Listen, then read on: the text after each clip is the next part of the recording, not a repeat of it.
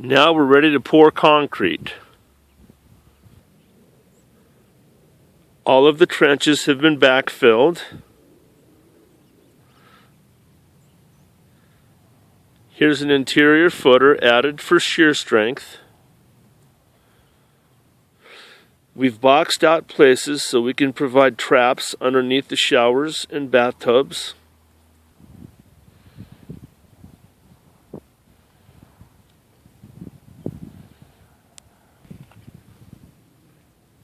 Underground electrical conduit to provide power to the island in the kitchen.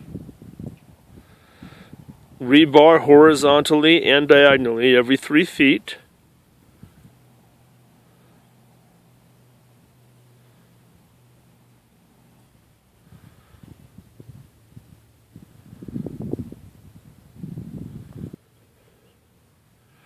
These are the piers to hold up the roof for the back patio.